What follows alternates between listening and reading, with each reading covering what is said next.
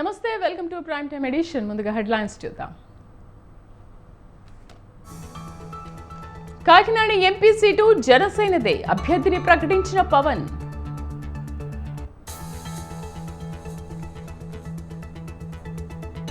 ప్రధాని వచ్చి మాట్లాడినా హైప్ రాలేదు, 3 పార్టీల సభ అటర్ ఫ్లాప్ అయిందన్న అంబటి.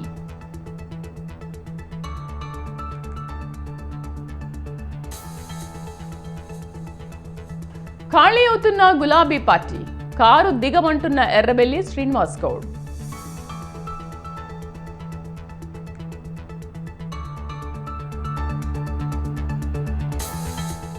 సుప్రీంకోర్టులో కవిత రిట్ పిటిషన్ దాఖలు, ఈడీ రిమాండ్ రద్దు చేయాలంటూ విజ్ఞప్తి.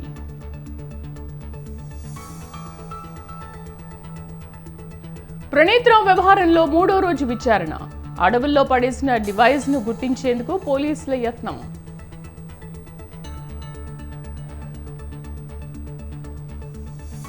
కొనసాగుతున్న Congress central election committee meeting, Lok Sabha స్థానాల అభ్యర్థుల ఎంపికపై చర్చ.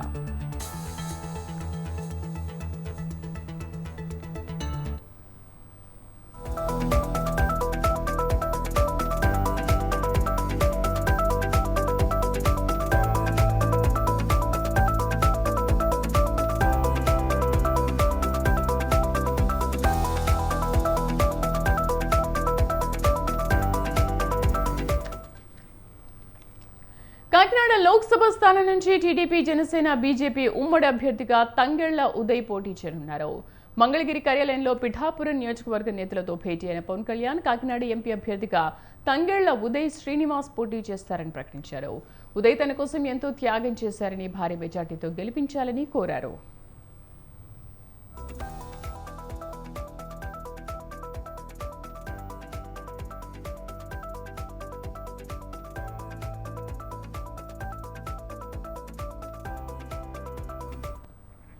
పిఠాపురం నుంచి గతంలోనే పోటీ చేయాలని తనను చాలా మంది ఆహ్వానించారని, కానీ ఇప్పుడు పోటీ చేసే అవకాశం వచ్చిందని అన్నారు.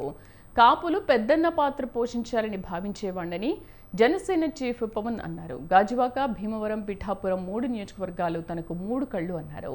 పిఠాపురం నుంచే ఏపీ భవిష్యత్ దశ దిశ మార్చేలా చేస్తానని అన్నారు. నేను 2 నిర్ణయించుకున్నా. కేంద్ర నాయకత్వం 2 అడిగారు నన్ను, నువ్వు ఎమ్మెల్యేగాను పోటీ చేయాలి, ఎంపీగాను పోటీ చేయాలని.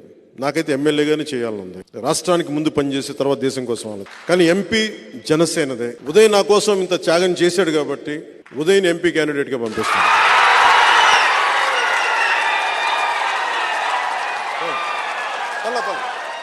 అంటే నాతోటి నన్ను వద్దనుకొని వెళ్ళిపోయిన వాళ్ళు తప్ప నేను ఎవరిని వద్దనుకోలేదు జీవితంలో ఇప్పుడు దాకా. ఒకసారి నా స్నేహం, నా ప్రేమ చూసిన తర్వాత నన్ను ఎవరికి వదలబోతే కాకినాడ పార్లమెంటు భారీ మెజారిటీతో గెలవాలి. ఇది ఎందుకు చెప్తున్నానంటే, ఆయన మాట్లాడితే కూర్చొని పాపం వైసీపీ తరపున ఎంపీ, ఆయన కూడా నాకు బాగా తెలుసు, సునీల్ గారు.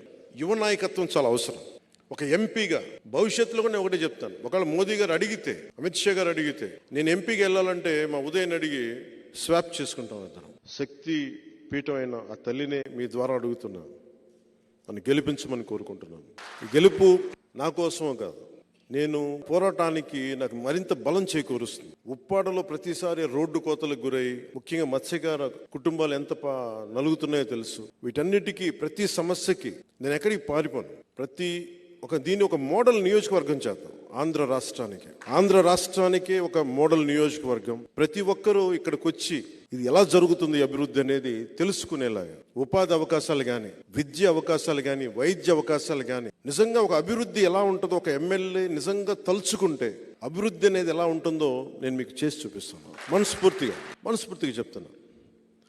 ఆర్థికంగా మనం ఎంత బలోపేతం చేయాలి. ఎక్కడ మహారాష్ట్ర నుంచి వచ్చి అక్కడ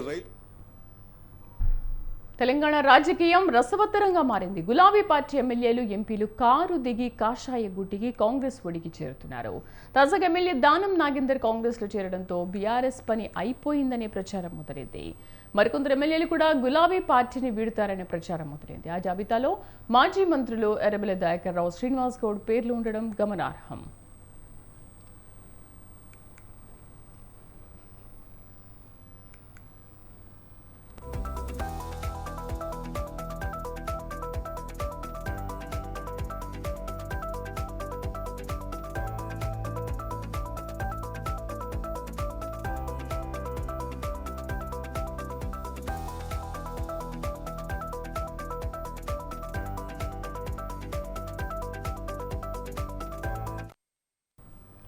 తాజాగా త్వరలో బీఆర్ఎస్ ఖాళీ అవుతుందంటూ ఎమ్మెల్యే రామ్మోహన్ రెడ్డి కీలక వ్యాఖ్యలు చేశారు. దానం నాగేందర్, రంజిత్ రెడ్డి మాత్రమే కాదు ఇంకా పలువురు బీఆర్ఎస్ నేతలు ఆ పార్టీని వీడేందుకు సిద్ధంగా ఉన్నారంటూ జోస్యం చెప్పారు.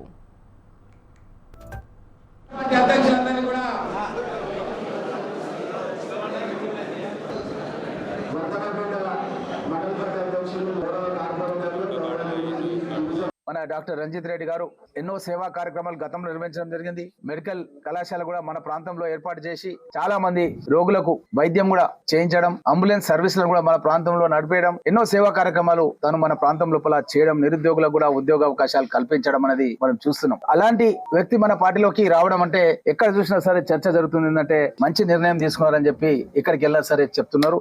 మాకు కూడా సంతోషంగా ఉంది. ఏంటంటే ఒక మంచి వ్యక్తిని నేను డిసిసి అధ్యక్షుడిగా ఉండి మన జిల్లా నుంచి ఏకైక శాసనసభ్యుడిగా ఉన్నాను. మన ముఖ్యమంత్రి రేవంత్ రెడ్డి గారు అధ్యక్షతన అంచెలంచెలుగా మీరు గమనిస్తున్నారు. ఇప్పుడు ఎంపీ గారు మన పార్టీలో చేరడం జరిగింది. అదే విధంగా మనకు జిల్లా పరిషత్ చైర్పర్సన్స్ సునీత మహేందర్ రెడ్డి గారు కావచ్చు, అదే విధంగా అక్కడ అనిత హరినాథ్ రెడ్డి గారు అక్కడ రంగారెడ్డి జిల్లా చైర్పర్సన్స్ కూడా రావడం జరిగింది. మహేందర్ రెడ్డి గారు కూడా శాసన మండలి సభ్యులు కూడా మన పార్టీలో చేరడం జరిగింది. ఈ విధంగా ఇంకా కాగా బీఆర్ఎస్ నేతల వ్యాఖ్యలను గులాబీ నేతలు కొట్టిపారేశారు. కేసీఆర్ సారథ్యంలో పార్టీ కోసం ఒక సైనికుడిగా పనిచేస్తానన్నారు మాజీ మంత్రి ఎర్రబెల్లి దయాకర్ రావు. తాను పార్టీ మారుతున్నట్లు జరుగుతున్న ప్రచారాన్ని తిప్పుకొట్టారు. తనకు పార్టీ మారే ఉద్దేశ్యం లేదన్నారు. బీజేపీలోకి వెళ్తున్నట్లు కొందరు తప్పుడు ప్రచారం చేస్తున్నారని, బీఆర్ఎస్ కార్యకర్తలను తప్పుదో పట్టించేందుకు ప్రయత్నిస్తున్నారని చెప్పారు. క్యాడర్ అలాంటి ప్రచారాన్ని నమ్మొద్దని ఎర్రబెల్లి సూచించారు. వైఎస్ఆర్ ఎన్నో ఇబ్బందులు పెట్టినా తాను పార్టీ మారలేదని అన్నారు. మారేస్తారు బీజేపీ వాళ్ళైనా కాంగ్రెస్ పార్టీ వాళ్ళైనా అనేది తప్పులేదు. నా మీద కూడా ఇవాళ ఉదయం నుంచి అదే మోగుతాను. నేను పార్టీ వదిలిపెట్టే ముచ్చటే లేదు. ఈ పార్టీని కాపాడుకున్నందుకే సిద్ధంగా ఉన్నా. ఏ పార్టీలో పోయే ముచ్చటే లేదు. క్లియర్గా చెప్తున్నాం. టీఆర్ఎస్ పార్టీనే మళ్ళా అధికారాన్ని, బీఆర్ఎస్ పార్టీని అధికారాన్ని తీసుకొచ్చేందుకే ముందడబడి పనిచేస్తా. కార్యకర్తలకు ఈ కష్టకాలం నేను ఎన్నో చూశాను. ప్రతిపక్షంగా చాలా మంది ప్రతిపక్ష ముఖ్యమంత్రులను కూడా చూశాను.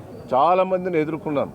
నన్ను రాజశేఖర రెడ్డి ఎంత ఇబ్బంది పెట్టిందో మీకు తెలియదా? నా వర్ధన్నపేటను నువ్వు రాకపోతే ఎస్సీ రిజర్వేషన్ చేస్తా అన్నాడు. నీకెక్కడ నిలబడకుండా చేస్తా అన్నాడు. పోతామే అనుకున్నా. నేను పోలే. ఎంపీగా తాను పార్టీ మారుతున్నానన్న ప్రచారాన్ని ఖండించారు మాజీ మంత్రి శ్రీనివాస్ గౌడ్. తాను పార్టీ మారడం లేదని, బీఆర్ఎస్లోనే ఉంటారని స్పష్టం చేశారు. కొందరు పనిగట్టుకుని తాను పార్టీ మారుతున్నట్లు ప్రచారం చేస్తున్నారని మండిపడ్డారు. స్వలాభం కోసం కొందరు ఇతర పార్టీల్లో చేరుతున్నారని చెప్పారు. డేట్ ఆఫ్ బర్త్ 16 తారీఖు మార్చ్ 16 నా బర్త్డే. రాముడు గుడికి పోదామని పోయినాం. రాముని గుడికి పోతే అయోధ్య పోతే బీజేపీ చేరినట్ల. యాదాద్రి కేసీఆర్ గారు కట్టిండ్రు. యాదాద్రికి వచ్చిన వాళ్ళందరూ బీఆర్ఎస్లో చేరినట్లనా? అర్థం కనీసం ఉండాలి కదా. గుడికి పోయడానికి రాజకీయం చేస్తానికి ఏం చెప్పలేము. మా కాన్స్టిట్యూన్సీలో, మా జిల్లాలో కొందరు డబ్బులకు కొనుక్కుంటున్నారు. కొందరు భయపెట్టి లొంగ తీసుకుంటున్నారు. కొంతమంది ప్రాణం పోయినా సరే, ఎన్ని కేసులైనా సరే, జైల్లోకి పోయినా సరే ఈ పార్టీతోనే ఉంటామని చెప్పి నికార్సైనలు ఉన్నారు. ప్రజలు ఉన్నారు, నాయకులు ఉన్నారు, వేల సంఖ్యలు ఉన్నారు. మా నాయకులకు తెలుసు, మా కార్యకర్తలకు తెలుసు మేమేంది, మా క్యారెక్టర్ ఏంది, మేమేం చేస్తామని. గుడికి పోయిందాన్ని బర్త్డే గుడికి పోయి మొక్కితే కూడా బీజేపీలో పోయినంటే ఒక ఆయన. ఎన్నికల ప్రచార సభలు, సమావేశాలు, ఇతర కార్యక్రమాల కోసం ముందస్తు అనుమతి పొందాలన్నారు Hyderabad GHMC commissioner Ronald Rose, CP Kothakota Srinivas. ఈ నేపథ్యంలోనే గుర్తింపు పొందిన రాజకీయ పార్టీల ప్రతినిధులతో అధికారులు సమావేశం నిర్వహించారు. ఎన్నికల ప్రచారంలో చిన్న పిల్లలు ఉండకూడదనే నిబంధనలు అతిక్రమిస్తే చర్యలు తప్పవని హెచ్చరించారు.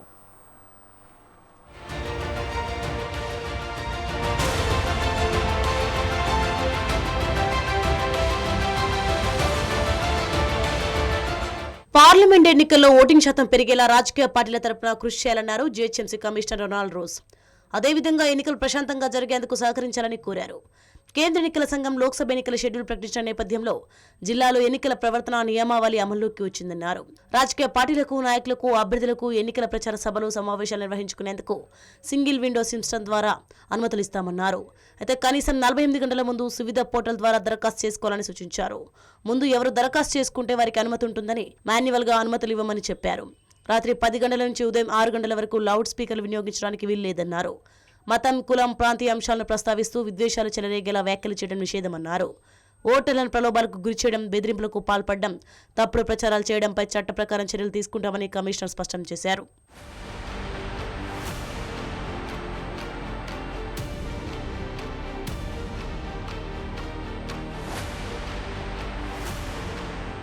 ఆలయాలు, మసీదులు, చర్చిలు, ప్రార్థన స్థలాల్లో ప్రచారం నిర్వహించరాదన్నారు.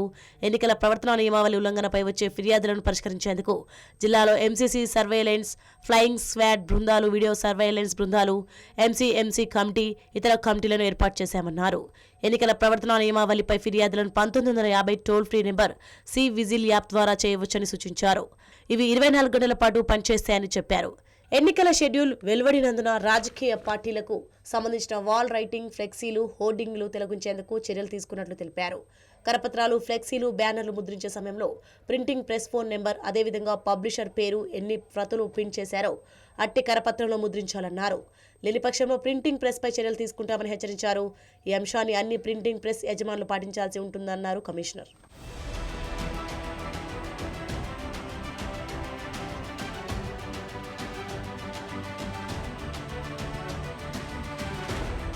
అలాగే ఎన్నికల ప్రచార ప్రకటనలో కరపత్రాలు ముద్రించే అంశాలు, ఇతర ప్రచార అంశాలకు సంబంధించి తప్పనిసరిగా ఎంసీ ద్వారా ముందస్తుగానే అనుమతి తీసుకోవాలన్నారు కమిషనర్.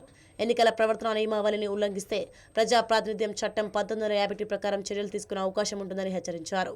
దీన్ని పరిగణలోకి తీసుకుని సజావుగా ఎన్నికల నిర్వహణకు ప్రతి ఒక్కరూ సహకరించాలని కోరారు. ఎన్నికల సంఘం నిర్దేశించిన రేట్ చార్ట్ ప్రకారం ఎన్నికల వ్యయాన్ని లెక్కించడం జరుగుతుందన్నారు. సువిధ యాప్ ద్వారా అసెంబ్లీ సెగ్మెంట్ల వారీగా అనుమతులు ఇస్తామని చెప్పారు. ఫారం 7, 8 క్లెయిమ్స్ అండ్ అబ్జెక్షన్ మార్చి 23 వరకు తీసుకుంటామన్నారు. ఫారం 6 మాత్రం చివరి నామినేషన్ 10 రోజుల ముందు వరకు తీసుకుంటామన్నారు.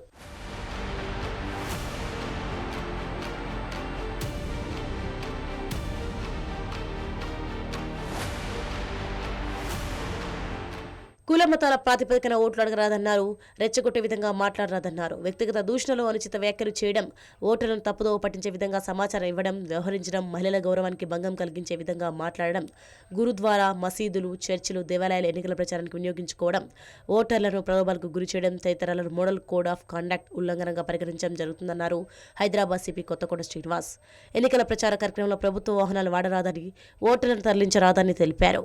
పోలింగ్ కేంద్రానికి 200 మీటర్ల లోపు పొలిటికల్ పార్టీల బూత్లు ఉండరాదని చెప్పారు. లైసెన్స్, వెపన్స్ ఉంటే డిపాజిట్ చేయాలని సూచించారు.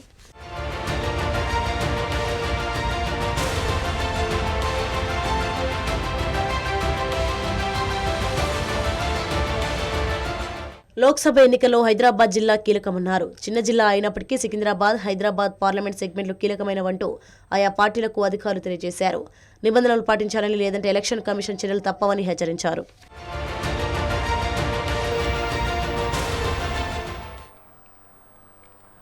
హైదరాబాద్కు వరప్రధానిగా ఉన్న మూసీ నేడు ఎందుకు మురికి నదిలా మారింది? నాడు భాగ్యనగరం దాహం తీర్చిన నది నేడు ఎందుకు విషతుల్యంగా మారిపోయింది? మూసీ నది పరివాహక ప్రాంతాల ప్రజలు ఎదుర్కొంటున్న సమస్యలు ఏంటి? ఆ సమస్యలకు పరిష్కారం ఏది? మూసీ నది పూర్తి స్థాయి ప్రక్షాళనపై అసలు నిపుణులు ఏమంటున్నారు? Watch this story.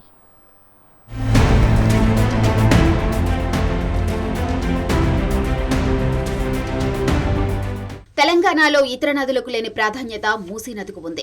తెలంగాణ భూభాగంలో ప్రవహిస్తున్న నదులు దాదాపుగా ఇతర రాష్ట్రంలో పుట్టి తెలంగాణ మీదుగా ఇతర రాష్ట్రాలకు ప్రవహిస్తాయి. కానీ మూసీ నది మాత్రం తెలంగాణలో పుట్టి తెలంగాణలోనే అంతమవుతుంది.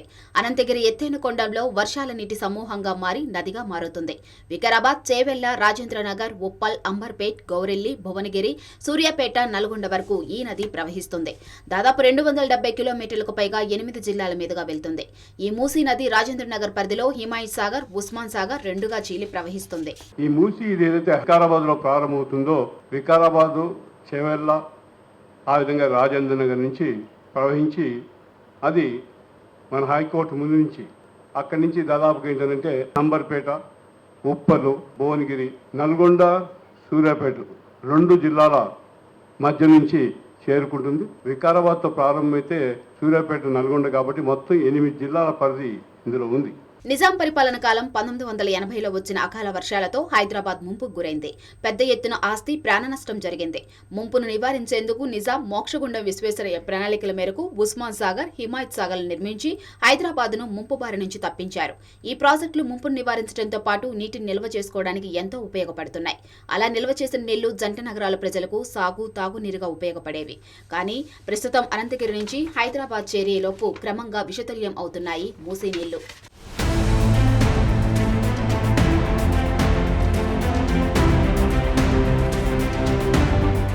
అంతేకాక హైదరాబాద్ నుంచి దిగువకు నది ప్రవహించే కొద్దీ మూసీ నదిలో నీటి కాలుష్యం అంతకంతకు పెరిగిపోతుంది. దీనికి ప్రధాన కారణం నగరం వేగంగా విస్తరించడం, నదీ పరివాహక ప్రాంతంలో ఎక్కువగా కాలుష్యం వెదజల్లే పరిశ్రమలు పెరిగిపోవడం, వాటి నుంచి వెలువడే వ్యర్థాలు భూమిలోకి వెళ్లడం, నగర ప్రజలు ఉపయోగించే నీరు డ్రైనేజీ నాళాల ద్వారా మూసీ నదిలోకి చేరుతుంది. దీంతో మూసీ నదిలో ఒకప్పుడు నదీ ప్రవాహం ఉంటే ప్రస్తుతం మురుగునీటి జీవన నదిగా మారింది. మూసీ నది సుమారు అర్ధ శతాబ్దం నుంచి కాలుష్యంతో సహజీవనం చేస్తుంది. మూసీ నది కొందరికి బతుకు తెరువుని ఇస్తే మరికొంతమందికి శాపంగా మారుతుంది. మూసీ పరివాహక ప్రాంతం ప్రజలకు వ్యవసాయానికి నీరుగా, పశువులకు గ్రాసంగా ఉపయోగపడుతున్నప్పటికీ మరోవైపు ఇబ్బందులు ఎదుర్కొనే వారి సంఖ్య అదే రీతిలో ఉంది. కొందరికి చర్మ సమస్యలు, పశువుల పాలు, పండించిన పంటల్లో నాణ్యత లోపించడం, ఆరోగ్య సమస్యలు రావటం, వాయు కాలుష్యం, భూగర్భ జలాలు కలుషితం సమస్యలుగా మారుతున్నాయి. దాదాపుగా 180 గ్రామాలు, 1,00,000 ఎకరాలకు పరివాహకంగా మూసీ నది ప్రవహిస్తుంది. మూసీ నది ఏదైతే శుద్ధీకరణ అని గతంలో ప్రభుత్వాలు రాజశేఖర రెడ్డి దమన నుంచి మొదలు పెట్టుకొని ఏదో తూతు మంత్రంగా చేసుకొని ప్రతి ప్రభుత్వం వచ్చినప్పుడు ఒక గిఫ్ట్ రూపంలో ఎంఐఎంకి ఇచ్చేసి వాళ్ళకు ఏదో మీరు రాసుకోండి రాబోయే బిల్లు రాసుకోండి, మాకు డబ్బులు పంపించేసేయండి, శుద్ధీకరణ అయిపోయింది, రబ్బర్ డ్యామ్ పేరు మీద, దాని పేరు మీద, దీని పేరు మీద దండుకోవటం తప్ప పేదవాళ్ళకు కానీ సిటీ ప్రజలకు కానీ ఏ మాత్రం దానికి ఏది బెనిఫిట్ కాకుండా నడుస్తుంది. నగర అభివృద్ధి వేగవంతమయ్యే కొద్దీ నదీ పరివాహక ప్రాంతాలు ఆక్రమణలకు గురవుతూనే ఉంది. అందుకే వర్షాకాలంలో జంట నగరాల్లో వర్షాకాలం ప్రాణ నష్టం, ఆస్తి నష్టం సంభవిస్తూనే ఉన్నాయి. మరోవైపు మురికినీటి ప్రవాహంతో దోమల బెడ తీవ్రంగా ఉండటమే కాక దుర్వాసన, పశువులకు గర్భస్రావాలు జరుగుతున్నాయి. పశుపోషణ గడ్డి, పశువులను శుభ్రం చేసేందుకు మూసీ నదిలోకి దిగేవారు ఆముదం పూసుకొని నీళ్లలో అడుగుపెట్టే పరిస్థితి అంటే నీళ్లు ఎంత కాలుష్యంగా ఉన్నాయో, ప్రజలు ఎంత ఇబ్బందులు ఎదుర్కొంటున్నారో స్పష్టమవుతుంది. దీంతో పాటు వ్యర్థ రసాయనాల వల్ల నదిలి ఆనుకొని ఉన్న ఇండ్లలో ఇనుము త్వరగా తుప్పు పట్టడం, ఇండ్లలోని ప్రజలు శ్వాస సంబంధిత రోగాల బారిన పడడం ఆందోళన కలిగిస్తుంది. మేము స్వయంగా అడిగాం, మత్స్య కార్మికులు లిమిట్ చెరలో దిగుతారు కదా, దిగిన తర్వాత మీ పరిస్థితి ఏమిటంటే ఇంటికి వచ్చి విపరీతమైనటువంటి దురదే కాదు, ఈ వెంట్రుకలను నూసిపోతున్నాయి, మీరు ఒకసారి సర్వే చేయండి. అందుకే మా డిమాండ్లో మీరు హెల్త్ సర్వే చేయమని చెప్పని జిల్లా కలెక్టర్ గారిని కోరాం, డిఎంఎడిసిని కోరాం. హెల్త్ సర్వేనే కాదు, ఇది స్పెషల్ జోన్గా ప్రకటించాలి. మూసి నీళ్లు వాడుకోవడమే కాదు, ఆ వాసన పీల్చిన ఇబ్బంది ఉంది. 70 కిలోమీటర్ల పరిధిలో మూసి భూగర్భ జలాలు మొత్తం విషంగా మారినాయి. 40 మీటర్ల లోతులో తవ్వినా కూడా ఔషధాల ఆనవాళ్ళు కనబడుతున్నాయి. మూసిలో అనేక రకాల కెమికల్స్ కలుస్తున్నాయి. జీడి మెట్ల నుంచి, పటాన్చెరు నుంచి, నాచార నుంచి ఇదే కాదు, మాకు ఆ పోచంపల్లి, చౌటుపల అంత ఇలా పైపులేసి వదులుతా ఉన్నారు. మూసీ అధ్యయన వేదిక ఆధ్వర్యంలో మూసీ కాలుష్య సమస్యలపై రాష్ట్ర సదస్సు నిర్వహించారు. ప్రభుత్వాలు మూసీ ప్రక్షాళన విషయంలో చిత్తశుద్ధితో వ్యవహరించడం లేదని 2017లో ఎంఆర్డీసీఎల్ కమిటీ ఏర్పాటు చేసి ఏటా 300 కోట్ల రూపాయలు కేటాయిస్తున్నా ఎక్కడ వేసిన గొంగలి అక్కడే అన్నట్లు 7 ఏళ్ల నుంచి అలాగే ఉంది. కాంగ్రెస్ ఎన్నికల హామీల్లో మూసీ సుందరీకరణ చేపడతామని హామీ ఇవ్వడంతో పాటు అధికారంలోకి వచ్చిన వెంటనే 1000 కోట్ల రూపాయలు కేటాయించారు. అయితే నిపుణుల అంచనాల ప్రకారం ఇప్పటి ధరలతో మూసీ ప్రక్షాళన చేయాలంటే ఇప్పటికిప్పుడు 58,000 కోట్ల రూపాయలు ఖర్చు చేయాల్సి ఉంటుందంటున్నారు. ప్రభుత్వం కేటాయించిన 1000 కోట్లు ఇంకా 60 ఏళ్లు వెచ్చించినా మూసీ ప్రక్షాళన కాదని అంటున్నారు నిపుణులు.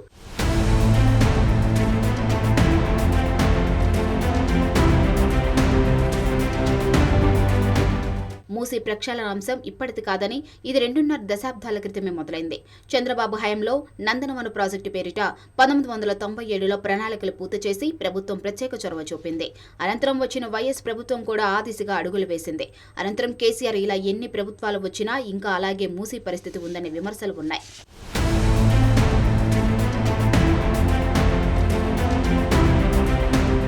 ప్రస్తుతం మూసీ నీటి శుద్ధి కోసం తక్కువ సంఖ్యలో ఎస్టీపీలు ఉపయోగిస్తున్నారు. వీటి సంఖ్యను 31కి పెంచాలని సూచించారు. ప్రతిరోజు 1900 MLDలు నీటిని శుద్ధి చేయగలిగితే ప్రక్షాళన వేగవంతమైనట్లేనని అంటున్నారు. మరోవైపు మూసీ ఇరువైపులా 50 ఫీట్ల లోపు ఉన్న ఇండ్లను మార్కు చేయడం పట్ల వారందరూ నిర్వాసితులయ్యే ప్రమాదం ఉందని సిపిఎం సిటీ సెక్రటరీ శ్రీనివాస్ చెప్పారు. ఎస్టీపీల పనితీరు ఎంత ఉంది, ఏ మేరకు అవి ట్రీట్మెంట్ అవుతుంది, ఒక 1900 MLDల మురుగునీటిని ప్రతిరోజు శుభ్రం చేయగలిగే పరిస్థితి వస్తే మూసీ అనేది పరిశుభ్రంగా మారుతుంది. కానీ అంత స్థాయిలో అంత కెపాసిటీలో కావాల్సిన ఎస్టీపీల ఏర్పాటు జరగాలి. మురుగునీరు ఒకవైపు, కెమికల్ పొల్యూషన్ ఒకవైపు, సిటీలో ఉన్న ఇండస్ట్రియల్ పొల్యూషన్ అంతా మూసీలోకి వస్తుంది. అది కూకట్పల్లి నుంచి, జీడిమెట్ల నుంచి, బటాన్ చెరువు నుంచి పైప్ లైన్ లేచి పైపుల్లోనే వస్తున్నాయి. అవన్నీ వచ్చి అంబర్పేట దగ్గర కంప్లీట్ గా మూసీలో కలిసిపోతున్నాయి. మూసీ నుంచి విముక్తి కలగాలంటే నదీ ప్రక్షాళన చేస్తూనే భువనగిరి నుంచి దిగువ ప్రాంతాల ప్రజలకు త్రాగు, సాగునీరు అందించేందుకు గోదావరి నీరు బస్వాపూర్ రిజర్వాయర్ ద్వారా, మరోవైపు శామీర్పేట నుంచి బీబీనగర్ మీదుగా భువనగిరి, సూర్యాపేటలకు కెనాల్స్ నిర్మించాలన్నారు. ఇక కృష్ణానది నీటిని వికారాబాద్, రాజేంద్రనగర్ పరిసర ప్రాంతాలకు అందించేలా ఏర్పాట్లు చేయాలన్నారు. మూసీ నది కాలుష్య సమస్య కొందరికి మాత్రమే పరిమితం కాదని, పరోక్షంగా ఎందరో ఇబ్బందులు పడుతున్నారన్నారు.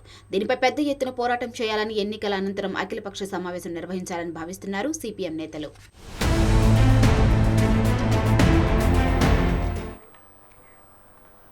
ఫోన్ ట్యాపింగ్ కేసులో మాజీ డీఎస్పీ ప్రణీత్ రావు లీలలు ఒక్కొక్కటిగా బయటకు వస్తున్నాయి. ఈ కేసును విచారిస్తున్న స్పెషల్ టీంకు దిమ్మ తిరిగే నిజాలు తెలుస్తున్నాయి.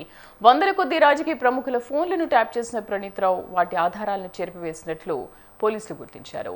సరిగ్గా ఎన్నికల ఫలితాలు వెలువడయ్యే రోజు ట్యాపింగ్ డేటా ఉన్న హార్డ్ డిస్క్లను ధ్వంసం చేసినట్లు విచారణలో తేలింది. అయితే ఈ వ్యవహారంలో బీఆర్ఎస్ కీలక నేత ఓ మీడియా సంస్థ యజమాని ఉన్నారనే వార్తలు రావడం సంచలనంగా మారింది.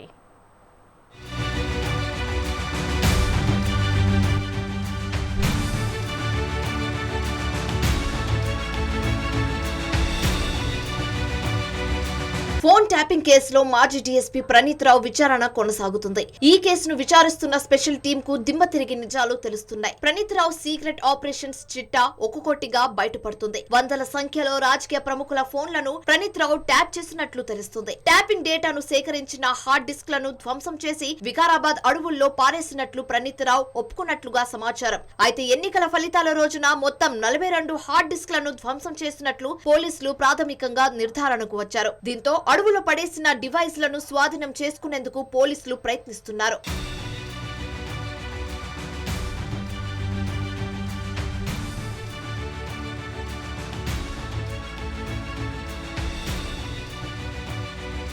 మరోవైపు ప్రమోషన్ ఆశ చూపించి కింద స్థాయి సిబ్బందితో ప్రణీత్ రావు ఈ ట్యాపింగ్ వ్యవహారం అంతా నడిపించినట్లు తెలుస్తుంది. సర్వీస్ ప్రొవైడర్ల అనుమతి లేకుండానే ప్రైవేట్ వ్యక్తుల ఫోన్లను ట్యాపింగ్ చేసినట్లుగా గుర్తించారు. అంతేకాదు బీఆర్ఎస్ ముఖ్య నేత ఆదేశాలతో ఈ ట్యాపింగ్ వ్యవహారం నడిపించారనే వార్తలు వినిపిస్తున్నాయి. ఓ మీడియా సంస్థ యజమాని ఇచ్చిన 100 ఫోన్ నంబర్లు ట్యాప్ చేసినట్లు పోలీసులు అనుమానిస్తున్నారు. మరోవైపు ట్యాపింగ్ కోసం హైదరాబాద్ తో పాటు వరంగల్, సిరిసిల్లాలో సర్వర్లతో వార్ రూమ్లు ఏర్పాటు చేసుకుని 50 మంది సిబ్బంది 100 ఫోన్లు ట్యాప్ చేసినట్లుగా పోలీస్ విచారణలో బయటకొచ్చింది. మీడియా సంస్థ యజమాని వద్ద కూడా సర్వీస్ ను ఏర్పాటు చేసినట్లుగా పోలీసులు ప్రాథమికంగా గుర్తించారు.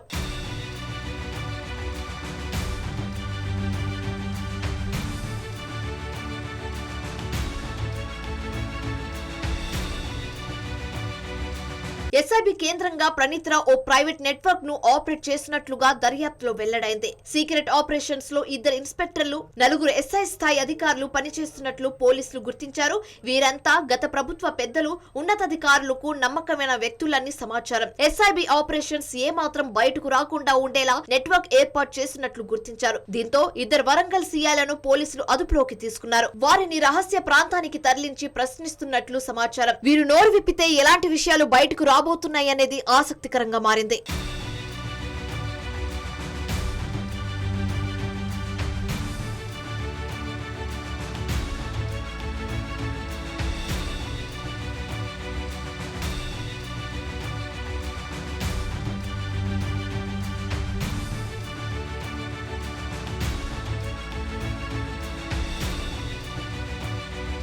ఫోన్ ట్యాపింగ్ కేసులో మాజీ డీఎస్పీ ప్రణీత్ రావు విచారణ కొనసాగుతుంది. ఈ కేసును విచారిస్తున్న స్పెషల్ టీం కు దిమ్మ తిరిగి నిజాలు తెలుస్తున్నాయి. ప్రణీత్ రావు సీక్రెట్ ఆపరేషన్స్ చిట్టా ఒక్కొక్కటిగా బయటపడుతుంది. వందల సంఖ్యలో రాజకీయ ప్రముఖుల ఫోన్లను ప్రణీత్ రావు ట్యాప్ చేసినట్లు తెలుస్తుంది. ట్యాపింగ్ డేటాను సేకరించిన హార్డ్ డిస్క్లను ధ్వంసం చేసి వికారాబాద్